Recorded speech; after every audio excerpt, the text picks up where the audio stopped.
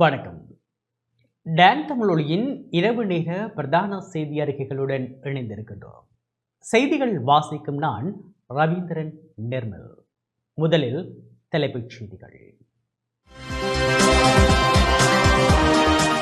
வடக்கு கிழக்கு இணைந்த ஒரு மாநிலமாக தமிழ் மக்கள் சுயாட்சியுடன் வாழக்கூடிய அரசியலமைப்பை புதிய அரசாங்கம் உருவாக்க வேண்டும் என ஜனநாயக தமிழ் தேசிய கூட்டணி வலியுறுத்தல். பாடசாலை கல்வியை நவீனமயப்படுத்தும் வேலை திட்டத்தின் முன்னேற்றம் தொடர்பில் பிரதமர் தலைமையில் கலந்துரையாடல். பொதுமக்கள் அச்சமின்றி செயற்படவும் சட்டம் ஒழுங்கை நிறைவேற்றவும் போலீசார் தயாராக உள்ளதாக யாழ்ப்பாண மாவட்ட பிரதி போலீஸ் மா அதிபர் அறிவிப்பு. போதைப் பொருளை முற்றாக ஒழிக்க வேண்டும் என்பதே அரசாங்கத்தின் நோக்கம் என பிரதியமைச்சர் சுனில் வெட்டக்கல தெரிவிப்பு. திரிபோஷா நிறுவனம் அபிவிருத்தி செய்யப்படும் என சுகாதார அமைச்சர் உறுதி. ஜனாதிபதி சட்டமா அதிபருக்கு இடையிலான சந்திப்பு நாளை. அரசாங்கத்தின் செயற்பாடுகளில் எந்தவித முன்னேற்றமும் கிடையாது என ஐக்கிய மக்கள் சக்தி சாடல். தொடர்வது முதன்மை செய்தி.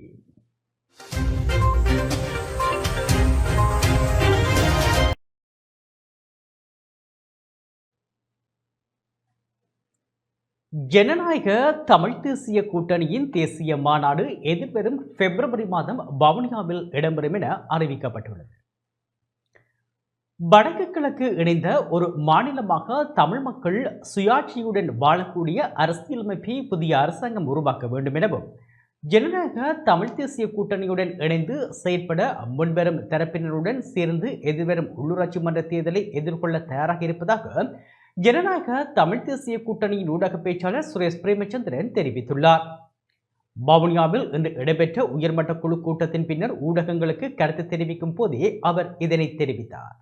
எம்முடன் அல்லது இந்த ஜனநாயக தமிழ் தேசிய கூட்டணியுடன் இணைந்து பயணிக்கக்கூடிய ஏனைய அரசியல் கட்சிகளுடனும் நாங்கள் கலந்து பேசி அவர்களும் இதில் இணைந்து செயற்பட முன்வருகின்ற பட்சத்தில் அவர்களையும் இணைத்து வடக்கு கிழக்கு மாகாணங்களில் நாங்கள் இந்த உள்ளூராட்சி சபை தேர்தல்களை எதிர்கொள்வதென்று நாங்கள் தீர்மானித்திருக்கின்றோம். வடக்கு கிழக்கு மாகாணங்கள் இருக்கக்கூடிய தமிழ் தேசிய பரப்பில் அங்கம் வகிக்கக்கூடிய தமிழ் கட்சிகளுடன் நாங்கள் இது தொடர்பாக பேசுவதாகவும் தீர்மானங்களை நாங்கள் இன்று எடுத்திருக்கின்றோம்.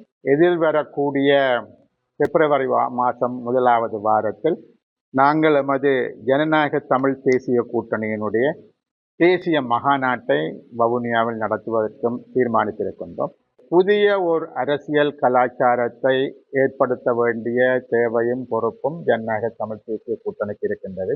உள்ளூராட்சி சபை தேர்தல் நடந்து முடிந்து ஓரிரு மாதங்களுக்குள் மாகாண சபை தேர்தல்கள் நடத்தப்பட வேண்டும் என்பது மாத்திரமல்ல, மாகாண சபைக்கு உரித்தான 1988 ஆண்டு கொண்டு வர கொடுக்கப்பட்ட அல்லது அரசியல் சாசனத்தில் ஏற்றுக்கொள்ளப்பட்ட அனைத்து அதிகாரங்களும் மாகாணங்களுக்கு வழங்கப்பட வேண்டும். ஆகவே மிக விரைவாக இந்த அரசாங்கம் அவ்வாறான நடவடிக்கைகளை எடுத்தால் மாத்திரம்தான் தமிழ் மக்கள் இந்த அரசாங்கத்தின் மீது நம்பிக்கை வைக்கக்கூடிய ஒரு சூழல் ஏற்படும் என்றும் நாங்கள் கருதுகின்றோம். ஆகவே அந்த வகையில் முக்கியமான விடயம் என்னவென்று சொல்லி சொன்னால், அரசாங்கம் வெறுமெனவிலே பேச்சில் மாத்திரம் இருக்காமல் தமிழ் மக்களினுடைய அபிலாஷைகளை பூர்த்தி செய்வதற்கு ஒரு புதிய அரசியல் சாசனம், அது வெறுமனே இந்த புதிய அரசியல் சாசனம் என்பது சிங்கள மக்கள் மத்தியில் இருக்கக்கூடிய பிரச்சனைகளை தீர்ப்பது என்பதில்லை, நீண்ட காலம் பொறியோடு போயிருக்கக்கூடிய தமிழ் மக்களினுடைய தேசிய இன பிரச்சனையை தீர்க்கின்ற விடயங்கள் இந்த புதிய அரசியல் சாசனத்தில் உள்வாங்கப்பட வேண்டும் என்று நாங்கள் விரும்புகின்றோம். புதிய அரசியல் சாசனத்தை உருவாக்குவது தொடர்பாக அரசாங்கம் சரியான ஒரு அறிவிப்புகளை வெளியிடுமாக இருந்தால் ஜனநாயக தமிழ் தேசிய கூட்டணியானது அனைத்து தமிழ் தேசிய கட்சிகளுடன் இணைந்து தமிழ் மக்களின் தேசிய இன பிரச்சனைக்கு தீர்வாக ஒரு முழுமையான ஒரு வடகிழக்கு இணைந்த தமிழ் மாநிலத்தில் ஒரு முழுமையான சுயாட்சியை உருவாக்குவதற்கான அறிக்கைகளை நாங்கள் எல்லோருடனும் இணைந்து வரக்கூடிய இந்த புதிய அரசியல் சாசனத்தை உருவாக்கக்கூடிய அந்த குழுவிற்கு கொடுப்பதற்கு நாங்கள் தயாராக இருக்கின்றோம். காலம் செல்ல செல்ல ஆட்சி அதிகாரங்களுக்கு மேல் பல்வேறுபட்ட விமர்சனங்கள், பல்வேறுபட்ட குறைபாடுகள் எல்லாம் இருக்கும். ஆகவே அதற்கு முன்பாக இந்த புதிய அரசியல் சாசனம் வர வேண்டும் என்று விரும்புகின்றோம்.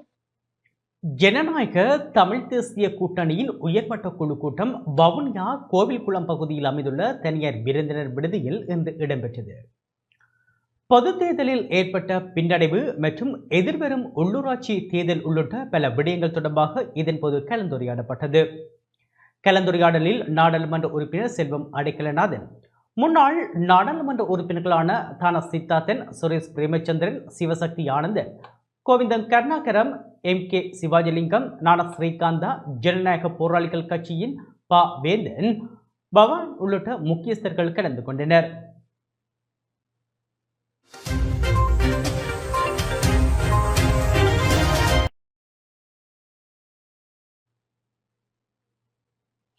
பாடசாலை கல்வியை நவீனமயப்படுத்தும் வேலை திட்டத்தின் முன்னேற்றம் தொடர்பிலான கலந்துரையாடல் பிரதமர் தலைமையில் இடம்பெற்றுள்ளது.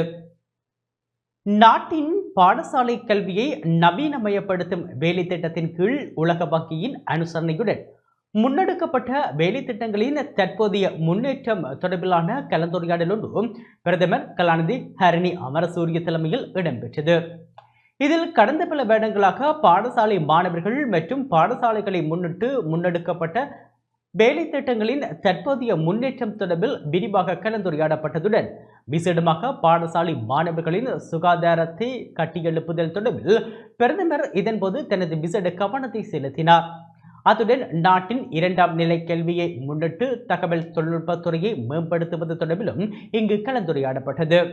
கல்வி உயர்கல்வி பிரதியமைச்சர் வைத்தியர் மதுர செனவரத்ன, கல்வி உயர்கல்வி மற்றும் தொழிற்கல்வி அமைச்சின் செயலாளர் நாளக ஹலவெல உள்ளிட்ட அதிகாரிகள் இந்த கலந்துரையாடலில் பங்கேற்றிருந்தனர்.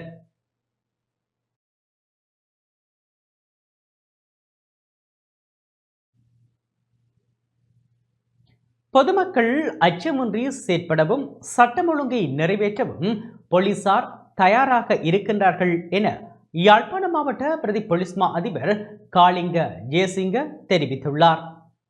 வன்முறை சம்பவங்கள் தொடர்பில் யாழ்ப்பாண மக்கள் பயப்பட தேவையில்லை. பொதுமக்கள் அச்சமின்றி செயற்படவும் சட்டம் ஒழுங்கை நிறைவேற்றவும் போலீசார் தயாராக இருக்கின்றார்கள் என யாழ்ப்பாண மாவட்ட பிரதி போலீஸ் மா அதிபர் காளிங்க ஜெயசிங்க தெரிவித்துள்ளார். இன்று யாழ் போலீஸ் நிலையத்தில் நடைபெற்ற நிகழ்வு ஒன்றின் பின்னர் நடத்திய ஊடக சந்திப்பில் யாழ் நகரில் புத்தாண்டிற்கு முன்னிரவு இளைஞர் ஒருவர் மீது நடத்தப்பட்ட கொலைவெறி தாக்குதல் தொடர்பாக ஊடகவியலாளர்கள் எழுப்பிய கேள்விக்கு பதிலளிக்கையில் அவர் இதனை தெரிவித்தார். අපි නීති හා සාමය ආරක්ෂා කරන්නත් මේ වගේ සිදුවීම් වළක්වා ගන්නත් අවශ්‍ය උපරිම ක්‍රියාමාර්ග ගත්තා. අපි මේ වෙද්දී මේ ක්‍රියාමාර්ග දැඩි කරලා තියෙනවා. මේ වෙද්දී සවස් කාලයේ සහ රාත්‍රී කාලයට අදාළව விசேஷம் அப்பே சஞ்சார வெடிகர். கடந்த வாரத்தில் யாழ் நகரில் நடைபெற்ற வன்முறை சம்பவம் பொதுமக்கள் மத்தியில் அச்சத்தை ஏற்படுத்தியுள்ளது. குறித்த சம்பவம் தொடர்பில் 4 குற்றவாளிகளை கைது செய்து நீதிமன்றத்தில் முற்படுத்தி இருக்கின்றோம். 2 சம்பவங்களையும் குறித்து புலனாய்வு நடவடிக்கைகளை மேற்கொண்டு வருகின்றோம். மேலதிக சாட்சிகளை எடுத்து மிகுதியான சந்தேக நபர்களை கைது செய்து நீதிமன்றத்தில் முற்படுத்துவதற்குரிய நடவடிக்கைகளை எடுத்துக் கொண்டிருக்கின்றோம். இதற்குரிய ஆலோசனைகள் என்னால் உயர் அதிகாரிகளுக்கும் போலீஸ் உயர் அதிகாரிகளுக்கும் பொறுப்பதிகாரிகளுக்கும் வழங்கப்பட்டுள்ளது. குற்ற செயல்களில் ஈடுபட்டவர்களை பிடித்து குற்றவியல் சட்டக்கோவையின் கீழ் 81வது பிரிவின் கீழ் வழக்கு தாக்கல் செய்து வருகின்றோம். இனிவரும் காலங்களில் குறித்த நபர்கள் அவ்வாறான குற்ற செயல்களில் ஈடுபடாமல் இருப்பதற்காக கட்டுக்கோப்பான சட்டப்பிரிவின் கீழ் வழக்கு பதிவு செய்து நீதிமன்றத்தில் ஆணையை பெற்று வருகின்றோம். குறித்த நபர்கள் எதிர்வரும் காலங்களில் தொடர்ந்து குறித்த குற்ற செயல்களில் ஈடுபட்டால் அதிக தண்டனைக்கு உட்படுத்தப்படுவார்கள் என்ற ஆணையில் குற்றவியல் சட்டக்கோவையின் 81வது பிரிவின் கீழ் வழக்கு தாக்கல் செய்து வருகின்றோம். කොට අරගෙන අධිකරණයට ඉදිරිපත් කරලා රක්ෂිත බන්ධනාගාරගත කරලා තියෙනවා. ඊට අමතරව අනිත් සිදුවීමත් අපි විශේෂයෙන්ම විමර්ශන ආරම්භ කරලා තියෙනවා. එතකොට මේ පුද්ගලයොත් අපි බොහොම ඉක්මනින් අත්අඩංගුවට අරගෙන ඒකට අවශ්‍ය ක්‍රියාමාර්ග ගන්නවා. யாழ்ப்பாணம் சாவகச்சேரி பகுதியில் சுண்ணக்கல்லுடன் கைப்பற்றப்பட்ட லொரி தொடர்பில் கருத்து தெரிவித்த மாவட்ட பிரதி போலீஸ் மா அதிபர் கனியவள திணைக்களத்தின் அறிக்கைகள் பெறப்பட்ட பின்னர் நீதிமன்றத்தில் முற்படுத்துவதற்குரிய நடவடிக்கை மேற்கொள்ளப்படும் என தெரிவித்தார். අත්අඩංගුවට ගැනීමක් සිද්ධ කරොත් ඒකට අදාළව අධිකරණ ක්‍රියාමාර්ග ගැනීම තමයි අපි කරන්නේ. නමුත් ඒක නියාමනය කිරීම සම්පූර්ණ භූවිද්‍යා පතල් කාර්යාංශය මගින් සිදු කරන කාර්යයක්. ඉදිරිපත් කරන්න කලින් අපි අනිවාර්යෙන් භූවිද්‍යා පතල් කාර්යාංශය මගින් වාර්තාවක් යනවන්න ඕනේ. ඒක වාර්තාවක් හැඳවීම சுண்ணக்கல் அகழ்வு என்பது போலீசாருக்கு பொறுப்பான காரியமல்ல. அது கனிய வளங்கள் திணைக்களத்துடன் சம்பந்தப்பட்ட விடயம். இது தொடர்பில் கனிய வளங்கள் திணைக்களத்துமே நடவடிக்கை எடுக்க வேண்டும். சில நாட்களுக்கு முன் சாவகச்சேரி போலீஸ் நிலையத்தில் சுண்ணக்கற்களுடன் வாகனம் ஒப்படைக்கப்பட்டிருக்கின்றது. அதற்குரிய ஆவணங்கள் அறிக்கைகள் அனைத்தும் கனிய வளங்கள் திணைக்களத்திடம் பெற்றுக்கொண்டு விரைவில் நீதிமன்றத்தில் முற்படுத்துவதற்குரிய நடவடிக்கையை மேற்கொள்வோம். ගම්තුමා ඒ ඇවිල්ලත් අපි පොලිස් නිලධාරීන්ට දැනුවත් කරේ මේ ක්ලීන් ශ්‍රී ලංකා වැඩසටහන යටතේ අවශ්‍ය කටයුතු කරන්නේ කොහොමද කියලා. ඒ කරන කටයුත්තේ එකක් විදියට තමයි අපි මේ මාර්ග විනය සකස් කිරීම සඳහා මේ ක්‍රියාමාර්ගය ආරම්භ කරේ. முன்னதாக யாழில் வீதி விபத்துக்களை தடுக்க நடவடிக்கைகள் தொடர்பாக போக்குவரத்து கடமையில் ஈடுபடும் போலீசாருக்கு தெளிவூட்டும் நிகழ்வு இன்று நடைபெற்றது. கிளீன் ஸ்ரீலங்கா வேலை திட்டத்தின் ஒரு பகுதியாக யாழில் வீதி விபத்துக்களை தடுக்கும் நடவடிக்கைகள் தொடர்பாக போக்குவரத்து கடமையில் ஈடுபடும் போலீசாரை நெறிப்படுத்தும் நிகழ்வு யாழ் மாவட்ட பிரதி போலீஸ் மா அதிபர் காளிங்க ஜெயசிங்க தலைமையில் இன்று நடைபெற்றது. கிளீன் ஸ்ரீலங்கா வேலை திட்டத்துக்கு அமைவாக குறித்த நிகழ்வு யாழ் போலீஸ் நிலையத்தில் இடம்பெற்றது. நிகழ்வில் யாழ் மாவட்டத்தில் உள்ள போலீஸ் நிலையங்களின் பொறுப்பதிகாரிகள் மற்றும் வீதி போக்குவரத்து கடமையில் ஈடுபடும் போக்குவரத்து போலீசார் கலந்து கொண்டனர். அவர்களுக்கு யாழ் மாவட்ட பிரதி போலீஸ் மா அதிபர் ஜே.ஏ. காளிங்க ஜெயசிங்கவினால் கிளீன் ஸ்ரீலங்கா வேலைத்திட்டம் தொடர்பில் விளக்கம் அளிக்கப்பட்டது. கூட்டத்தில் யாழ்ப்பாண சிரேஷ்ட போலீஸ் அத்தியட்சகர் ஜே.பி.எல். ஜெயமகா, யாழ்ப்பாணம் உதவி போலீஸ் அத்தியட்சகர் கே.இ.என். தில்ருக் உள்ளிட்டவர்களும் கலந்து கொண்டனர். போதைப் பொருளை முற்றாக ஒழிக்க வேண்டும் என்பதே அரசாங்கத்தின் நோக்கம் என பிரதியமைச்சர் சுனில் வடகல தெரிவித்துள்ளார். நாட்டில் போதைப்பொருள் பிரச்சினைக்கு தீர்வு காண பாரிய செயற்திட்டங்கள் முன்னெடுக்கப்படும் என பொதுமக்கள் பாதுகாப்பு மற்றும் நாடாளுமன்ற அலுவல்கள் பிரதியமைச்சர் சுனில் வடகல தெரிவித்துள்ளார். தேசிய மக்கள் சக்தியின் பொருளை தொகுதி ஒருங்கிணைப்பு அலுவலகத்தை இன்று திறந்து வைத்து உரையாற்றும் போதே அவர் இவ்வாறு குறிப்பிட்டார். ඒකේ නායකත්වය ගමේ නායකත්වය එතකොට ගමේ නායකයත් එක්ක සාකච්ඡා කරලා நாட்டின் அரசியலமைப்பை முறையாக பேணும் ஜனாதிபதி ஒருவர் இப்போது இருக்கிறார். யாரும் எதிர்பார்த்திராத பலம் நமக்கு இருக்கிறது. நாட்டில் மறுமலர்ச்சி ஆரம்பித்து விட்டதாகவே கூற முடியும். மக்கள் பிரச்சினைகளை தீர்க்கும் அரசாங்கமாக நாம் மாறியுள்ளோம். போதைப்பொருள் பிரச்சினையை தீர்ப்பது தொடர்பில் அமைச்சில் கலந்துரையாடல்கள் இடம்பெறுகின்றன. அதற்கென 88,000 போலீசாரும் ஈடுபடுத்தப்படவுள்ளனர். போதைப்பொருளை நாட்டுக்குள் கொண்டு வருபவர்கள் குறித்து நாம் அவதானம் செலுத்தியுள்ளோம். அவர்களை கைது செய்வதற்கு போலீசாரும் இராணுவத்தினரும் நடவடிக்கைகளை மேற்கொண்டு வருகின்றனர். போதைப்பொருள் எனும் அரக்கனை முற்றாக ஒழிக்க வேண்டும் என்பதே ஜனாதிபதி உள்ளிட்ட அரசாங்கத்தின் நோக்கமாகும். நாட்டு மக்களின் விருப்பங்களை நிறைவேற்றும் வகையில் வரவு செலவு திட்டம் முன்வைக்கப்படும். எதிர்வரும் தமிழ் சிங்கள புத்தாண்டுக்கு முன்னர் தேர்தல் ஒன்று இடம்பெறவுள்ளது. அதனூடாக கொழும்பு மாநகர சபையின் அதிகாரத்தை நாம் நிச்சயமாக கைப்பற்றுவோம்.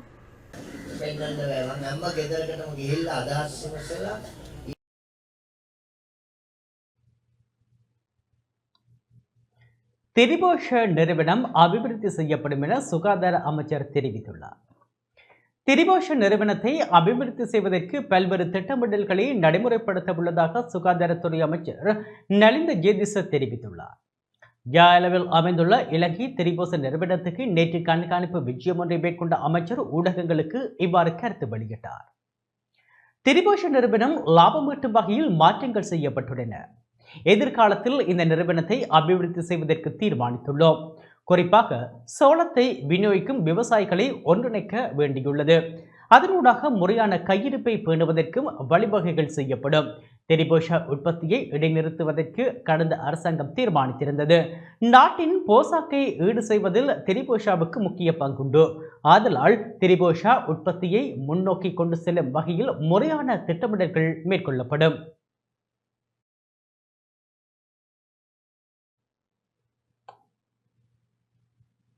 ஜனாதிபதி சட்டமா அதிபருக்கு இடையிலான சந்திப்பு நாளை நடைபெறவுள்ளது. ஜனாதிபதி அனுரகுமார திசாநாயக்கவுக்கும் சட்டமா அதிபருக்கும் இடையிலான கலந்துரையாடல் நாளை நடைபெறவுள்ளது. கடந்த பருவ காலத்தில் சர்ச்சையை ஏற்படுத்திய வழக்குகளின் முன்னேற்றம் குறித்து ஆலோசிக்கப்பட உள்ளதாக தெரிவிக்கப்படுகின்றது. இதேவேளை குற்ற வழக்குகளை பராமரிப்பதில் ஏற்படும் சிரமங்கள் குறித்தும் அவதானம் செலுத்தப்பட உள்ளதாக தெரிவிக்கப்படுகின்றது.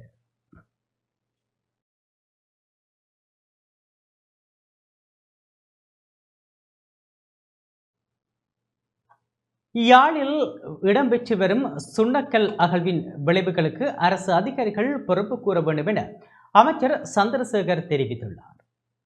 யாழ்ப்பாணம் தென்மராட்சியில் சட்டவிரோதமான முறையில் சுண்ணக்கல் அகழப்படுவதாக கூறப்படும் இடங்களை அமைச்சர் சந்திரசேகர் இன்று பார்வையிட்டார்.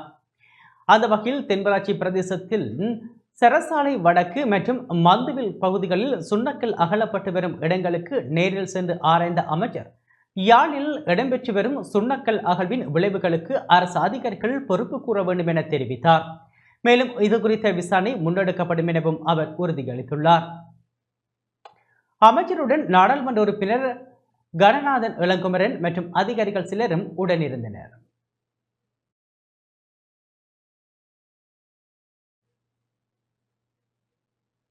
அரசாங்கத்தின் செயற்பாடுகளில் எந்தவித முன்னேற்றமும் கிடையாது எனவும் புதிய திட்டங்கள் எதுவும் நடைமுறைப்படுத்தப்படவில்லை எனவும் நாடாளுமன்ற உறுப்பினர் அஜித் பி பெரேரா தெரிவித்துள்ளார். அரசாங்கத்தின் செயற்பாடுகளில் எந்தவித முன்னேற்றமும் கிடையாது என ஐக்கிய மக்கள் சக்தியின் நாடாளுமன்ற உறுப்பினர் அஜித் பி பெரேரா தெரிவித்துள்ளார். ஐக்கிய மக்கள் சக்தியின் தலைமையகத்தில் இன்று இடம்பெற்ற ஊடகவியலாளர் சந்திப்பின் போதே அவர் இதனை குறிப்பிட்டார். විදුලි මිල අඩු කරනවා කියන වර්තමාන රජය ஜனாதிபதி அனுரகுமார திசாநாயக்க ஆட்சி பொறுப்பை ஏற்று 100 நாட்கள் கடந்துவிட்டன.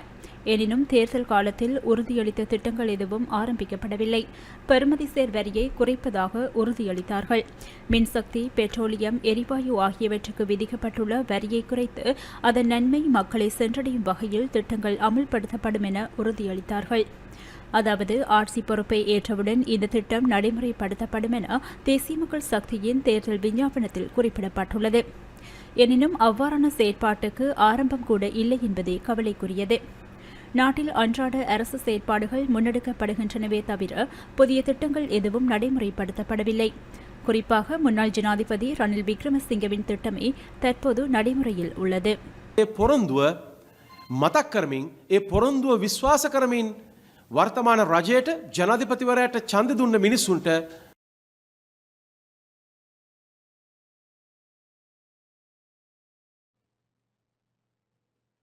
மியான்மர் அகதிகளை நாடு கடத்த வேண்டாம் என ஜனாதிபதி அனுரகுமார திசாநாயக்கவிடம் ஐக்கிய மக்கள் சக்தியின் நாடாளுமன்ற உறுப்பினர் முஜிபுர் ரஹ்மான் வேண்டுகோள் விடுத்துள்ளார். கொழும்பில் இன்று இடம்பெற்ற ஊடகவியலாளர் சந்திப்பின் போது அவர் இது குறித்து கருத்து வெளியிட்டார். இது ஒரு மிக மோசமான ஒரு முடிவு என்று முதலாவது கூற வேண்டும். ஏனென்றால் மனித அபிமானம் இல்லாத ஒரு முடிவு என்று இந்த அரசாங்கம் எடுத்திருக்கிறார்கள். இந்த மியான்மர் என்று சொல்லக்கூடிய நாடு கடந்த காலத்தில் இருந்து அதிலே வாழக்கூடிய ரோஹிங்யா என்று சொல்லக்கூடிய அந்த இனத்துக்கு எதிராக பல அநியாயங்கள், பல கொலைகள் நடந்து கொண்டு வரக்கூடிய நாடு. எனவே அந்த நாட்டில் வாழக்கூடிய அந்த ரோஹிங்யா இனம் பல நாடுகளுக்கு சென்றிருக்கிறார்கள் அவர்களுடைய உயிர்களை பாதுகாத்துக் கொள்றது. அது உலகம் அறிந்த விஷயம். அதே போல யுஎன்ஓ கூட அதிலே தலையீடு இருக்கிறார்கள். அந்த மக்களுக்கு நடக்கிற அநியாயத்தை நிறுத்த வேண்டும் என்று. எனவே கடந்த மாசம் அந்த மக்கள் அந்த நாட்டிலே இருந்து வெளியேறினது தன்னுடைய உயிரை பாதுகாத்துக் கொள்றது. அந்த போன மக்கள் தான் இலங்கைக்கு வந்து சேர்ந்திருக்கிறார்கள். இப்போது இலங்கை அரசாங்கம் எடுத்திருக்கக்கூடிய இந்த முடிவு, நான் ஜனாதிபதி அனுரகுமார திசாநாயக்க அவர்களுக்கு வேண்டுகோள் விட்டுறேன். என்னென்றால், நீங்கள் இந்த அநியாயத்தை செய்ய வேண்டாம். ஏனென்றால் அவர்களுக்கு போக இயலாத நாடு, அவர்களுடைய உயிரை பாதுகாக்கிறதுக்கு தான் அவர்கள் வந்திருக்கிறார்கள். நீங்கள் இந்த மக்களை பாரமெடுக்கக்கூடிய ஒரு வேறொரு நாடு முன்வர காட்டியும் அவர்களை இங்கே வைத்துக் கொள்ளுங்கள், அவர்களுடைய உயிரை நீங்கள் பாதுகாக்குங்கள், அதனால நீங்கள் அதுக்கு அந்த முடிவை மாற்றிக் கொள்ளுங்கள் என்று நான் அதை அவர்கிட்ட வேண்டுகோளை ஒரு விடுறேன், மாற்றிக் கொள்ளுங்கள் என்று. வவுனியாவில் கடந்த 2024ஆம் ஆண்டு 41 பேர் எலிக்காய்ச்சல் நோயினால் பாதிக்கப்பட்டனர். வவுனியா சுகாதார வைத்திய அதிகாரி பிரிவில் கடந்த 2024ஆம் ஆண்டு 41 பேர் எலிக்காய்ச்சல் நோயினால் பாதிக்கப்பட்டுள்ளதாக சுகாதார வைத்திய அதிகாரி பணிமனை தெரிவித்துள்ளது. வவுனியா மாவட்டத்தை பொறுத்தவரை சிறுபோகம் மற்றும் பெரும்போகம் போன்ற நெட் பயிற்சிகை காலங்களில் எலிக்காய்ச்சல் தொற்று கடந்த காலங்களில் குறிப்பிட்ட அளவு பதிவாகி இருக்கின்றது. எனினும் 2024ஆம் ஆண்டு ஜனவரி தொடக்கம் டிசம்பர் வரை 41 பேர் எலிக்காய்ச்சல் நோயினால் வவுனியா சுகாதார வைத்திய அதிகாரி பிரிவில் பாதிக்கப்பட்டனர். அவர்கள் குணமடைந்து தற்போது வீடுகளுக்கு சென்றுள்ளனர் எனவும் சுகாதார வைத்திய அதிகாரி பணிமனை தெரிவித்துள்ளது.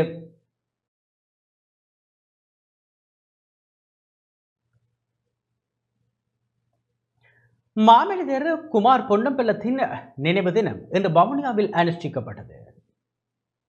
மாமனிதர் குமார் பொன்னம்பலத்தின் 25வது ஆண்டு நினைவு தினம் வவுனியாவில் தமிழர் தாயக காணாமல் ஆக்கப்பட்டவர்களின் உறவுகளின் சங்கத்தினரால் இன்று காலை அனுஷ்டிக்கப்பட்டது. அவர்கள் போராட்டம் மேற்கொள்ளும் வீதி அபிவிருத்தி திணைக்களத்துக்கு முன்பாக உள்ள கொட்டகையில் குறித்த நிகழ்வு இடம்பெற்றது. இதன்போது அன்னாரது படத்திற்கு மாலை அணிவிக்கப்பட்டு மலரஞ்சலி செலுத்தப்பட்டது. நிகழ்வில் காணாமல் ஆக்கப்பட்டவர்களின் உறவினர்கள் கலந்து கொண்டு அஞ்சலி செலுத்தியிருந்தனர்.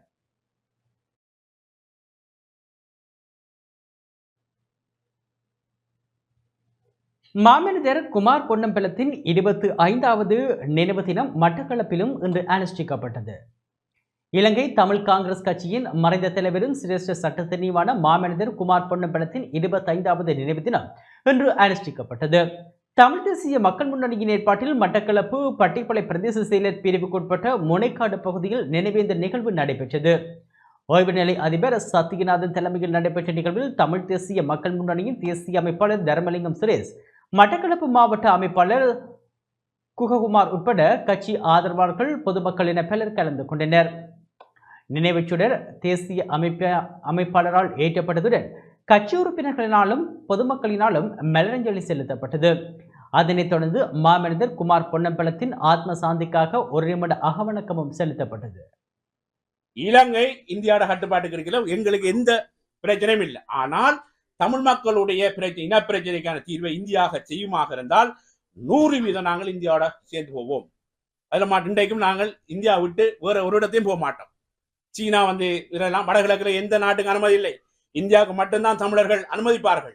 ஏன்னா அவர்கள் தான் இந்த நாட்டை பாதுகாக்கக்கூடிய அத்தனை வல்லமையும் கொண்டிருக்கிற ஒரு சக்தி. அவர்கள் எங்களுடைய தொப்புக்கூட உறவுகள். அவை இந்தியா இந்த விடயங்களை கவனமாக கையாண்டு எங்கள மக்களோட நீண்டகால பிரச்சனைக்கான இனப்பிரச்சனைக்கான தீர்வை காண வேண்டும். ஒரு நீண்ட காலம் புறையோடி போயிருக்கின்ற ஒரு பிரச்சனை. இந்தியாவோட கையில இந்த நாடு சிக்கி இருக்கிறது. 4.5 பில்லியன் அமெரிக்க டாலர் கடன் பட்டிருக்கு. இந்த நாடு இந்தியாவுக்கு கடமைப்பட்டிருக்கு. ஆகவே இந்தியாவோட கைக்குள்ள இருக்கிறது. இந்தியாவுக்கு மிக இலகுவாக இந்த நாட்டினுடைய தலைவரை மிக இலகுவாக கொண்டு வரலாம், மிக இலவாக வெளியே தீக்கறியலாம். அந்த அடிப்படையிலே தமிழ் மக்களுடைய பிரச்சனை தீர்க்கிறதுக்கு இந்தியா முன்னின்று செயற்பட வேணும். அதுக்காக நாங்கள் அனைத்து இங்க இருக்கிற தமிழ் தலைவர் அனைவரும் இந்த விடயத்தை ஆணித்தரமாக வலியுறுத்த வேண்டும் என்பதை நாங்கள் கேட்டுக்கொள்ள, ஒரு ஒற்றையாட்சி அரசியலமைப்பு வரலாற்றிலே தமிழர்கள் நிராகரிக்கப்பட்டு வந்த ஒற்றையாட்சி அரசியலமைப்பு அதை நிறைவேற்றுவதற்கான சதிகள் நடக்கின்றது. அந்த சதி திட்டத்தை முறியடிப்பதற்காக குறைஞ்சபட்சம் நீங்கள் அத்தனை கட்சிகளும், அது வீட்டு கட்சியா இருக்கலாம், செல்வம் அடைக்கலாம், கொண்டவா இருக்கலாம், யாரா இருக்கலாம், எல்லாரும் உண்டா நாங்கள் அதை முறியடிக்கணும் என்று கேட்டிருக்கிறோம். நாங்கள் அந்த அழைப்பை பகிரங்க விட்டிருக்கிறோம். ஏற்கனவே எங்களுடைய தலைவர் இந்த தலைவர்களை சந்திச்சிருக்கிறார்கள். இப்ப நேற்று முந்தினம் கூட நாங்கள் அந்த விஷயங்களை சொல்லி இருக்கிறோம். வாங்க ஒண்டா கூடி எங்களோட மக்களோட நலனுக்காக தயவு செய்து ஒண்டா கூடி நாங்கள் இந்த விஷயத்தை நாங்கள் முறியடிப்போம் என்று இந்த அழைப்பை விட்டிருக்கிறோம். தங்கம்மா அப்பா குட்டியின் 100ஆண்டு விழா எதிர்வரும் 7 மற்றும் 8ஆம் தேதிகளில் யாழில் நடைபெறவுள்ளது. அன்னை சிவத்தமிழ் செல்வி தங்கம்மா அப்பா குட்டியின் 100ஆண்டு விழா நாளை மறுதினம் யாழ்ப்பாணம் தெல்லிப்பளை துர்காதேவி தேவஸ்தான அன்னபூரணி மண்டபத்திலும் 8ஆம் தேதி நல்லூர் துர்காதேவி மண்டபத்திலும் நடைபெறவுள்ளது. துர்காதேவி தேவஸ்தான தலைவர் செஞ்சொற்செல்வர் சாதனை தமிழன் கலாநிதி ஆன திருமுருகன் தலைமையில் நிகழ்வுகள் இடம்பெறவுள்ளன. இந்நிகழ்வு தொடர்பாக துர்காதேவி தேவஸ்தான தலைவர் ஆர் திருமுருகன் இவ்வாறு விளக்கம் அளித்தார். அன்னை சிவத்தமிழ் செல்வி பண்டிதை கலாநிதி தங்கம்மா அப்பா குட்டி அம்மையாரின் பிறந்த 100ஆண்டு விழா எதிர்வரும் ஜனவரி மாதம் 7ஆம் தேதியும் 8ஆம் தேதியும் தெல்லிப்பளை துர்காதேவி தேவஸ்தானத்திலே 7ஆம் தேதியும் 8ஆம் தேதி நல்லூர் துர்கா மணி மண்டபத்திலும் சிறப்பாக நடைபெற இருக்கின்றது.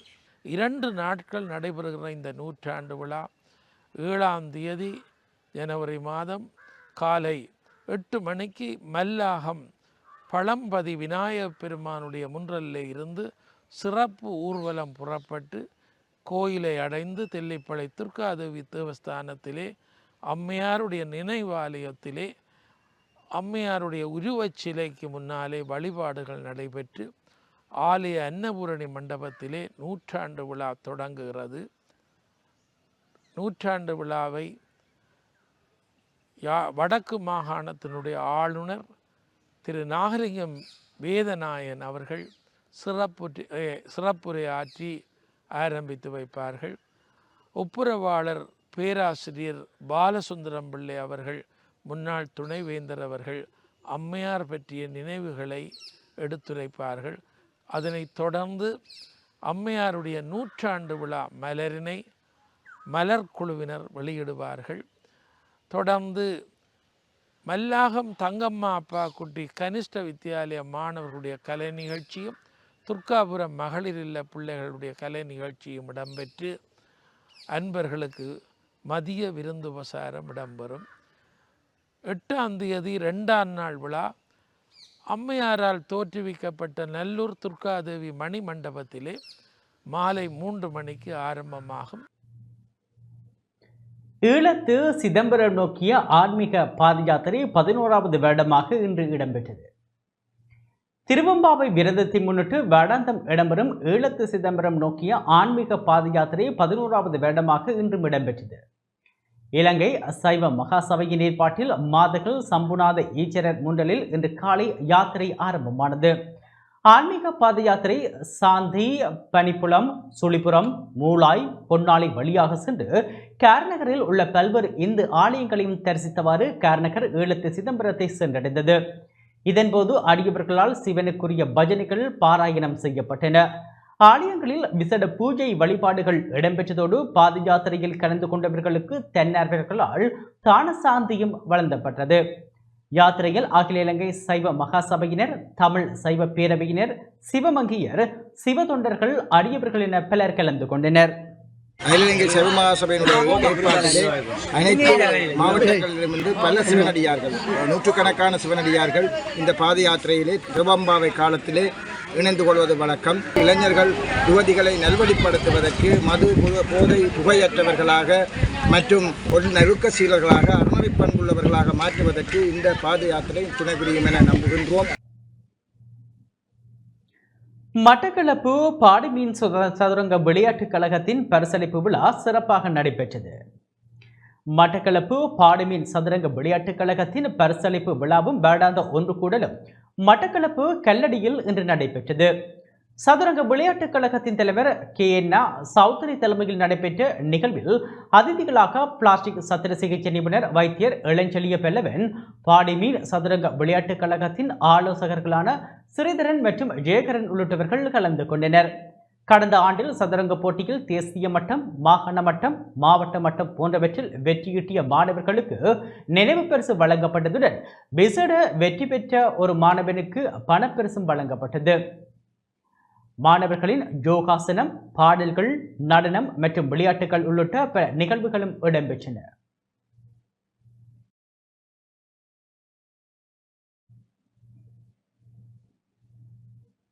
ஹெட்டனில் இன்று இலவச கண் பரிசோதனை முகாம் நடாத்தப்பட்டது. ஹெட்டன் இந்து இளைஞர் நட்பணி மன்றம் ஏற்பாட்டில் இன்றைய தினம் ஹெட்டனில் இலவச கண் மருத்துவ முகாம் நடாத்தப்பட்டது. ஹெட்டன் நகர சபை மண்டபத்தில் இடம்பெற்ற கண் பரிசோதனை முகாமில் ஹெட்டன் போலீஸ் உத்தியோகத்தர்கள், வைத்தியர்கள், நட்பணி மன்ற உறுப்பினர்கள் கலந்து கொண்டனர். இதன்போது ஹெட்டன், பொட்டகல, பொகவந்தலாவ, மஸ்கலிய பகுதிகளில் இருந்து ஏராளமானோர் கலந்து கொண்டு கண் பரிசோதனை செய்து கொண்டனர்.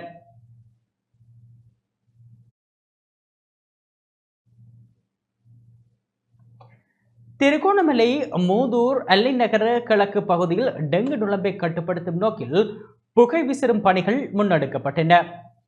திருகோணமலை மூதூர் சுகாதார வைத்திய அதிகாரி பிரிவில் உள்ள எல்லை நகர கிழக்கு பகுதியில் டெங்கு நோயை கட்டுப்படுத்துவதற்கான புகை விசிறும் நடவடிக்கை இன்று முன்னெடுக்கப்பட்டது. குறித்த பகுதியில் டெங்கு நோயாளர்கள் பலர் இனம் காணப்பட்டதை அடுத்து டெங்கு நுளம்புகளை கட்டுப்படுத்தும் வகையில் இச்செயற்பாடு முன்னெடுக்கப்பட்டது. மூதூர் சுகாதார வைத்திய அதிகாரி பிரிவில் டெங்கு நோயை கட்டுப்படுத்துவதற்காக மக்களுக்கான விழிப்புணர்வு, சிரமதானம், புகை விசிறல் உள்ளிட்ட பல செயற்பாடுகள் முன்னெடுக்கப்பட்டு வருகின்றமை குறிப்பிடத்தக்கது.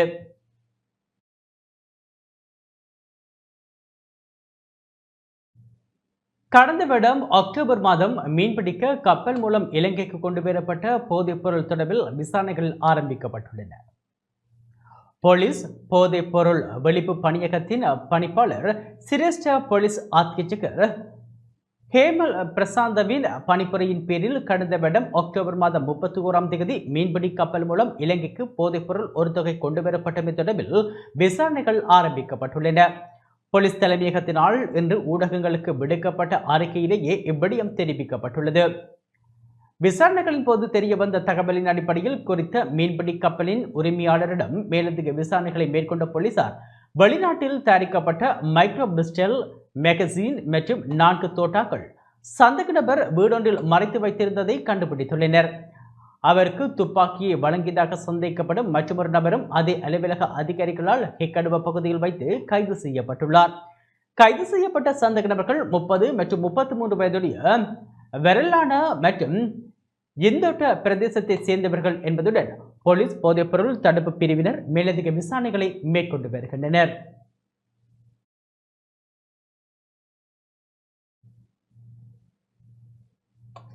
வாகன விபத்துக்கள் மற்றும் போக்குவரத்து நெரிசலை குறைக்க போக்குவரத்து திட்டங்கள் நடைமுறைப்படுத்த இலங்கை போலீசார் நடவடிக்கை எடுத்துள்ளனர்.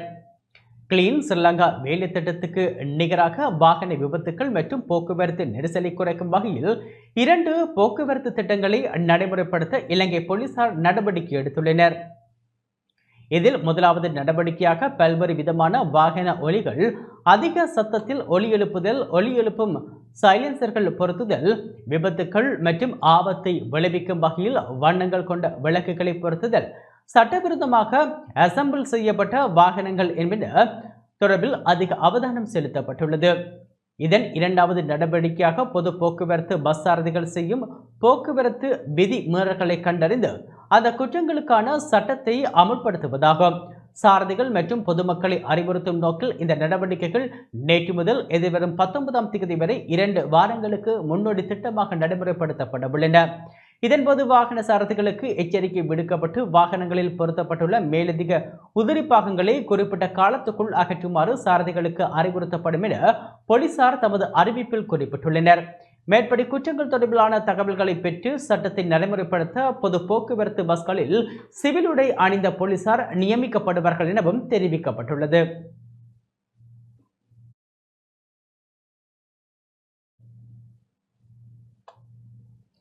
திருகோணமலையில் ஆற்றலுக்கான பெண்கள் அமைப்பின் 4வது தேசிய மாநாடு சிறப்பாக நடைபெற்றது. திருகோணமலையில் ஆற்றலுக்கான பெண்கள் அமைப்பு நிறுவனத்தின் ஏற்பாட்டில் 2024ஆம் ஆண்டுக்கான 4வது தேசிய மாநாடும் அவரே சிறப்பு மலர் வெளியிடும் இன்று நடைபெற்றது. இலக்கிய வித்தகர் சம்மாந்துரை மசூரா தலைமையில் குடும்ப கட்டமைப்பை பேணுபவளே ஆற்றல் உள்ள ஆளுமை பெண் எனும் துணைப்பொருளில் நிகழ்வு இடம்பெற்றது. பிரதம அதிதியாக வீதி அபிவிருத்தி அமைச்சின் செயலாளர் ஜெனாப் MM நசீர் கலந்து சிறப்பித்தார்.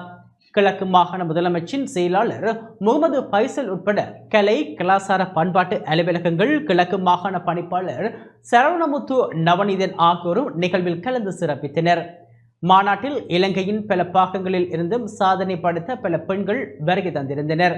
இலக்கிய துறையில் சாதனை படைத்த 87 பெண்களுக்கு நினைவு சின்னங்களும் சான்றிதழ்களும் வழங்கி கௌரவிக்கப்பட்டன.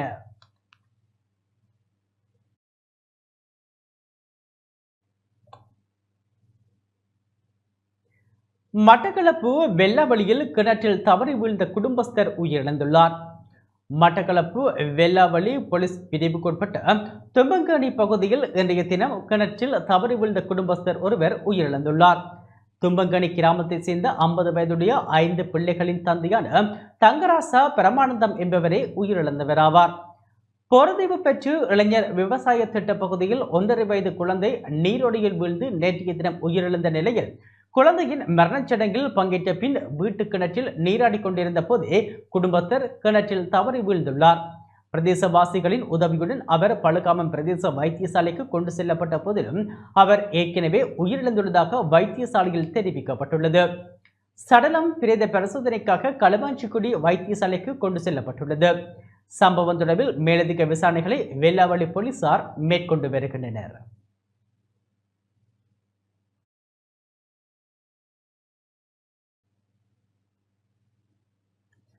அம்பாறை எரக்காமம் போலீஸ் பிரிவில் ஐஸ் போதைப் பொருளுடன் இளைஞர் ஒருவர் கைது செய்யப்பட்டுள்ளார். அம்பாறை இறக்காமம் போலீஸ் பிரிவுக்குட்பட்ட புறநகர் பகுதியில் ஐஸ் போதைப் பொருளுடன் இளைஞர் ஒருவர் கல்முனை விசேட அதிரடிப்படையினரால் கைது செய்யப்பட்டிருந்தார். கல்முனை விசேட அதிரடிப்படையினரின் புலனாய்வு பிரிவினருக்கு கிடைக்கப்பெற்ற இரகசிய தகவலின் அடிப்படையில் மேற்கொள்ளப்பட்ட சோதனை நடவடிக்கைகளின் போது இறக்காமம் பகுதியைச் சேர்ந்த 21 வயது மதிக்கத்தக்க சந்தேக நபர் கைது செய்யப்பட்டிருந்தார். கைதான சந்தேக நபரிடம் இருந்து 25 கிராம் 440 மில்லிகிராம் ஐஸ் போதைப் பொருள் மீட்கப்பட்டிருந்ததுடன் சந்தேக நபர் சான்று பொருட்களுடன் சட்ட நடவடிக்கைக்காக இறக்காமம் போலீஸ் நிலையத்தில் பெறப்படுத்தப்பட்டார். கல்முனை விசேட அதிரடிப்படை முகாம் பொறுப்பதிகாரி போலீஸ் பரிசோதகர் RADCS ரத்நாயக்கவின் தலைமையில் இச்சோதனை நடவடிக்கை மேற்கொள்ளப்பட்டது.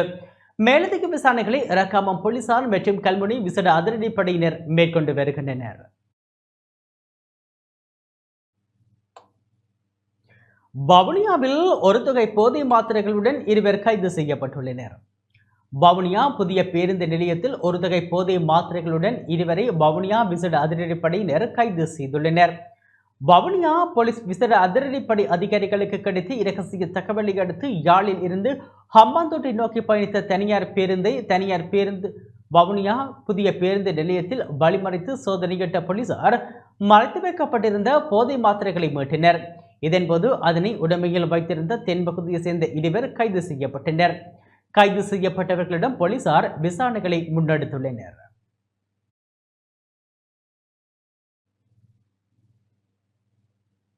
கட்டுநாயக்க விமான நிலையத்தில் சட்டவிரோதமாக நாட்டுக்கு கொண்டுவரப்பட்ட தங்கத்துடன் ஒருவர் கைது செய்யப்பட்டுள்ளார். சட்டவிரோதமான முறையில் இலங்கைக்கு கொண்டுவரப்பட்ட தங்க பொருட்களுடன் சந்தேக நபர் ஒருவர் விமான நிலையத்தில் கைது செய்யப்பட்டுள்ளார். அபுதாபியில் இருந்து இலங்கைக்கு வந்த பயணி ஒருவர் தொடர்பில் புலனாய்வு அதிகாரிகளுக்கு கிடைத்த தகவலின் அடிப்படையில் விமான நிலைய போலீசார் சந்தேக நபரை கைது செய்துள்ளனர். சந்தேக நபர் கைது செய்யப்பட்ட போது அவரிடமிருந்து 4 தங்க நெக்லஸ்கள், ஒரு பென்ஷன், 2 வளையல்கள், 2 தங்க வளையல்கள் மற்றும் ஒரு தங்க மோதிரம் ஆகியவை போலீசாரால் கைப்பற்றப்பட்டுள்ளன. கைது செய்யப்பட்ட சந்தேக நபர் வெள்ளம்புட பகுதியைச் சேர்ந்த 25 வயதுடையவர் என தெரிவிக்கப்படுகின்றது. சம்பவம் தொடர்பான மேலதிக விசாரணைகளை விமான நிலைய போலீசார் மேற்கொண்டு வருகின்றனர்.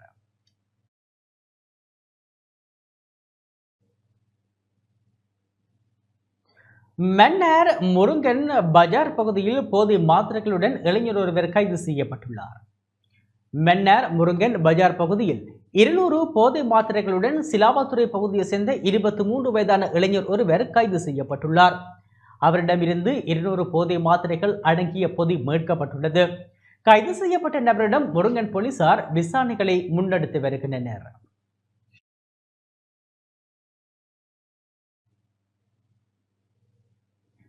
புதிய அரசாங்கம் அனைத்து குடிமக்களையும் சமமாக நடாத்துவதில் உறுதியாக உள்ளது என இலங்கை தேசிய சமாதான பேரவையின் நிறைவேற்று பணிப்பாளர் கலாநிதி யெஹான் பெரேரா தெரிவித்துள்ளார்.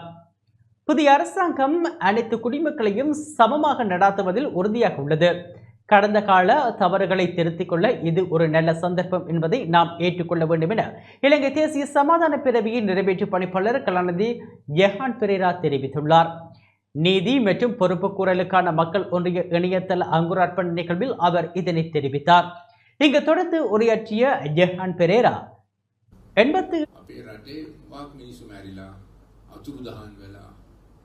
යුක්තියක් ලැබුණේ නැහැ ඒගොල්ලන්ට. ඒගොල්ලන්ගේ පවුල් දන්නේ මොනවද වුනේ කියලා. තාමත් සමහර විට 71 නැති වෙච්ච අය තාමත් ඒගොල්ලන් හොයනවා මොනවද වුනේ කියලා. ඒගොල්ලෝ ළමයි ඒ වගේ හිතනවා ඇති. ඒ වගේම 88 89 කාලේදී මොකක් මිනිස්සු මරනවා. අවසානයේදී 2009 ඝාතනයක් සිද්ධ වුණා අපේ රටේ. ඉතින් දැන් මේවා අතීතේ 88, 89 மற்றும் 2009 பெரும் துன்பம் ஏற்பட்டது. யாருக்கும் தெரியாது. அவர்களின் சகோதரர்கள் மற்றும் நண்பர்களுக்கு என்ன நடந்தது என்பது யாருக்கும் தெரியாது. இந்த பிரச்சனைகள் எப்படி உருவானது என்பதை மக்கள் தெரிந்து கொள்ள வேண்டும். தவறுகள் இருப்பின் அவர்களுக்கு தண்டனை, அதாவது பொறுப்புக்கூறல் இருக்க வேண்டும். இவை மீண்டும் நடக்காமல் இருப்பதை உறுதி செய்ய வேண்டும். இப்பிரச்சனைகளுக்கு தீர்வு காண முயல்கின்றோம். இல்லையெனில் வெளிநாட்டு தலையீட்டை சந்திக்க நேரிடும். ஜெனீவா மனித உரிமைகள் ஆணைக்குழு எமது பேரில் என்ன நடந்தது மன்னிக்கவும் எமது போரில் என்ன நடந்தது என்பது குறித்து அறிக்கை வெளியிட்டுள்ளது. 2015 இந்த போரில் என்ன நடந்தது என்பதற்கு பொறுப்பு கூறுவதாக கடந்த அரசாங்கங்கள் உறுதியளித்தன. பின்னர் அமைந்த அரசு அதற்கு உடன்படவில்லை. உள்ளூர் பொறிமுறையின் மூலம் இந்த கேள்விகளுக்கான பதில்களை கண்டுபிடிக்க அவர்கள் முயன்றனர். ஆனால் அவை பலனளிக்கவில்லை.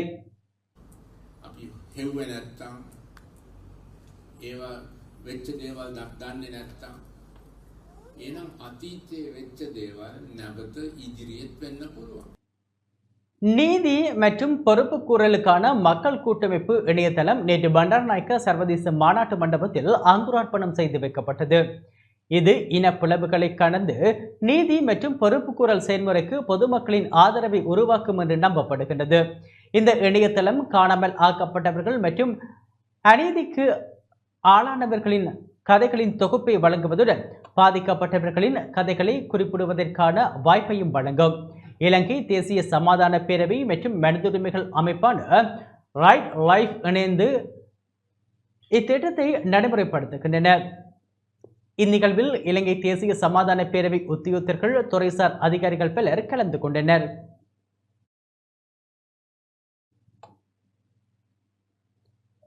நிகழ்வில் உரையாற்றிய வாழ்வுரிமை அமைப்பின் நிறைவேற்று பணிப்பாளர் பிலிப் திசநாயக்க பல வேடங்களின் பின்னர் தமிழ் மக்கள் ஒரு சிங்கள தலைவர் மீது நம்பிக்கை வைத்துள்ளனர். அந்த நம்பிக்கை அளிக்கப்படக்கூடாது என தெரிவித்தார். නිදහස් හම්බෙලා අවුරුදු 70ක් ඊට පස්සේ අපේ රජ්‍ය ජනරජයක් වෙනටත් පෙර තමයි අපේ පළවෙනි කැරල්ල දකුණෙන් ආරම්භ වුණේ නේද? රජනට විරුද්ධව කැරලි ගෙවුවා කියලා තමයි මහනඩුව දැම්මේ 71. ඊට ඉස්සෙල්ලා ගත්තොත් 71க்கு பிறகு நமது காவல்துறை பயிற்சி பெற்ற காவல்துறையாக மாறியது. 88, 89க்கு பிறகு ஒரு போர் உருவாக்கப்பட்டு அது 2009 முடிவுக்கு வந்தது. நல்லிணக்கத்தை ஏற்படுத்த அரசுகள் பல்வேறு நடவடிக்கைகள் எடுத்தன. LLRC அறிக்கை நல்ல ஒன்றாகும். ஜெனீவா மனித உரிமைகள் ஆணைக்குழு ஒரு படி பின்வாங்கி LLRC அறிக்கையின் திட்டங்களை நடைமுறைப்படுத்த கோரியது. 2015ஆம் ஆண்டு நல்லாட்சி அரசாங்கமும் பல்வேறு நடவடிக்கைகளை மேற்கொண்டது. ஏறக்குறைய அனைத்து அரசாங்கங்களும் நல்லிணக்கம் என்ற கருத்தை ஏற்றுக்கொண்டுள்ளன. அனைத்து அரசாங்கங்களும் நடவடிக்கை எடுத்தாலும் அதற்கு எடுத்துக்கொள்ளப்பட்ட காலம் பெரும்பாலான பாதிக்கப்பட்டவர்களுக்கு சாதகமாக இல்லை. அவர்கள் விரைவில் நீதியை எதிர்பார்க்கின்றார்கள். பல வருடங்களின் பின்னர், அதாவது யுத்தத்தின் பின்னர், தமிழ் மக்கள் ஒரு சிங்கள தலைவர் மீது நம்பிக்கை வைத்துள்ளனர். இந்த அரசாங்கம் இந்த பிரச்சனைகளை மிக விரைவாக தீர்க்க வேண்டும் என்கின்றனர். இறந்தவர்களை நினைவு கூறும் வாய்ப்பை அரசு வழங்கியுள்ளது. இது மிகவும் நல்ல நடவடிக்கையாகும். மற்ற நடவடிக்கைகள் மிக விரைவாக எடுக்கப்படாவிட்டால் பொதுமக்களின் நம்பிக்கை அளிக்கப்படும். இந்த நல்லிணக்க செயற்பாட்டில் குடிமக்கள் என்ற வகையில் எமது தலையீடு போதாது என்பதை புரிந்து கொள்ள வேண்டும். පොලිස්ථාන 5ක් අත්පත් කරගත්තා. ආයුධ තිබුණේ පෙට්ටිවල. යතුරු හොයාගන්න බැරුව තමයි සමහර ඒවා යටත් කරගත්තේ. 71 කැරල්ලෙන් පස්සේ තමයි අපේ සිවිල් පොලිසිය සන්නද්ධ පොලිසියක් බවට පත් වෙලා ආයුධ අතර එන්න පටන්. மட்டக்களப்பு சங்கலடி வாசன் பாலர் பாடசாலையில் பிரியாவிடை நிகழ்வு சிறப்பாக நடைபெற்றது. மட்டக்களப்பு செங்கலடி வாசன் பாலர் பாடசாலையில் கல்வி கற்று தரம் 1க்காக பாடசாலை செல்லவுள்ள மாணவர்களுக்கான பட்டமளிப்பு விழாவும் பிரியாவிடை நிகழ்வும் இன்று சிறப்பாக இடம்பெற்றது. பாடசாலையின் அதிபர் சுபாஷ் சந்திரநாதன் தலைமையில் இடம்பெற்ற நிகழ்வில் பிரதம அதிதியாக மட்டக்களப்பு கல்வி வெளிய பாலர் பாடசாலைகளின் பணிப்பாளர் TN பத்மநாதன் கலந்து கொண்டிருந்ததுடன் கௌரவ அதிதிகளாக கிழக்கு பல்கலைக்கழகத்தின் முன்பள்ளி இணைப்பாளர் திரு V அழகிரட்னம், செங்கலடி மத்திய கல்லூரியின் அதிபர் திரு K சுவர்ணேஸ்வரன், செங்கலடி பிரதேச செயலக சிறுவர் பாதுகாப்பு உத்தியோகத்தர் திரு E நிரோஷன் ஆகியோர் கலந்து கொண்டிருந்தனர். வாசன் பாலர் பாடசாலையின் இவ்வாண்டுக்கான பரிசளிப்பு நிகழ்வானது செங்கலடி மத்திய கல்லூரியின் பிரதான மண்டபத்தில் இடம்பெற்றது. அதிதிகளும் கௌரவிக்கப்பட்டதுடன் பிரியாவிடை பெறும் மாணவர்கள் பதக்கம் அணிவிக்கப்பட்டு கௌரவிக்கப்பட்டனர்.